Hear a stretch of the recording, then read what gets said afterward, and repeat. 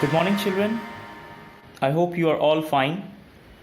My name is Shomit sir, and today I am going to teach you about the first chapter of our Standard 8 literary book, that is The Family Pets Contest, written by James Herriot.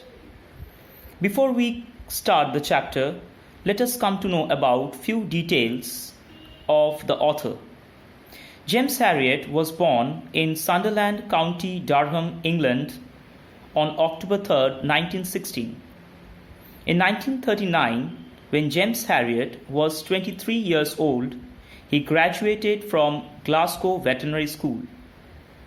In 1940, after briefly joining a veterinary practice in Sunderland, England, he joined a veterinary practice in Yorkshire.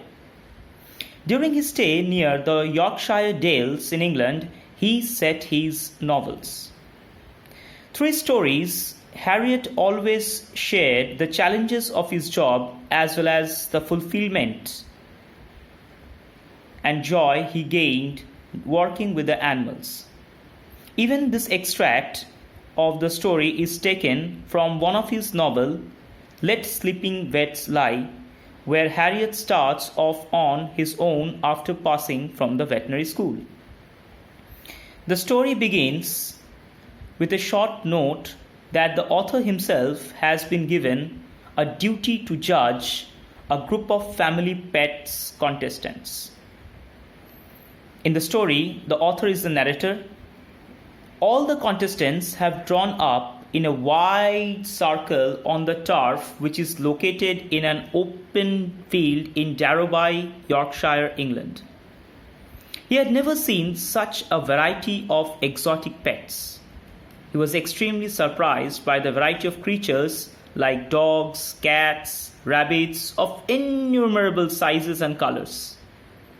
Some more animals like guinea pigs, white mice, budgerigars, tortoises, canary, kitten, a parrot, a mynah bird, a box of puppies, a few dogs, cats, and a bowl of goldfish. He was in dilemma how to judge different kinds of species of animals. In spite of that, he decides to carry out an exhaustive scientific survey within the variety of animal pets. But he is very firm not to be partial with any of the animals, and so he adopts a cold detachment, mercilessly banishing all his personal preferences. As a person, he feels that the gleaming black Labrador must be awarded the first prize because of his massive composure. He always offered his gracious paw whenever the narrator came in front of it. Like this, the narrator also feels the second place should be given to the benevolent tabby, which means a kind of a kind-looking cat, because it rubbed its cheek against his hand. And finally, the third place offered to a group of fat pups, because they were always quite cheerful. In the meantime, the narrator gets distracted by a parrot which keeps on saying "hello" in refinement, like a butler who always answers his master's telephone call. But the narrator feels that the mynah bird keeps repeatedly orders the narrator to shut the door before leaving in a heavy Yorkshire accent which sounds like a deep voice. Within the ring of contestants, there was an adult. In the words of narrator, she is referred as a bossomy lady. She had a white poodle on her knee. When the narrator approaches, the lady gives him a challenging look, as if her pet is the only contestant who can stand first. The narrator says that when he extends his hand towards the poodle at the first stance, it draws its lip soundlessly back from his teeth, like its own owner. The narrator hastily withdraws his hand. The lady assures him not to be afraid in an extremely unfriendly manner. Again, once more, the poodle snaps noiselessly when the narrator tries to stroke his ears in order to show his affection.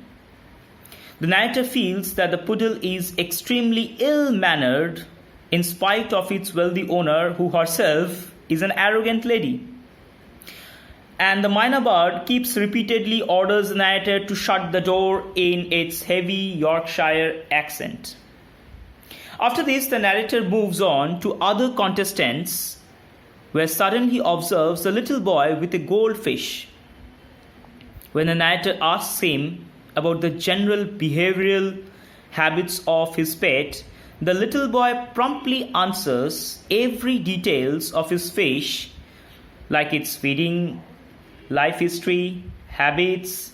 Even he has a fair idea of the common diseases of his goldfish. The narrator also gets impressed by his beautifully cleaned fish tank, that is, its bowl. So after meeting all the pet owners, the narrator decides 3 prize winners, which he fixes on his strict selection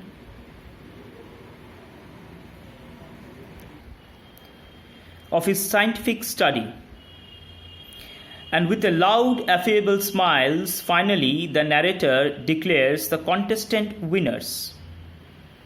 First, number 6, the goldfish.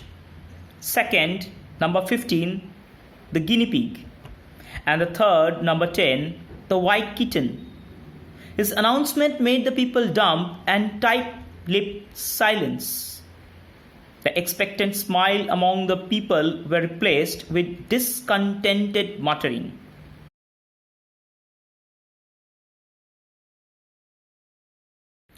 The expectant smile among the people who were present was replaced with discontented muttering. The narrator says, as if he has done something wrong in his judgment. Some of the men within the crowd remarked the goldfish as laddie. 2 men present in the contest accuse the narrator to support the little boy with his goldfish because he is the son of the present squire of Darrowby, Major Pelham. The Pelhams had been lords of the manor of Darrowby for generations. It is true that the narrator knows Major Pelham, but he is not aware of his son who has recently arrived on his holiday. So at the end of the chapter, the narrator is victimized of being partial for judging the little boy and his goldfish as first. But the narrator remains firm in his decision without being partial in his judgment in the family pets contest.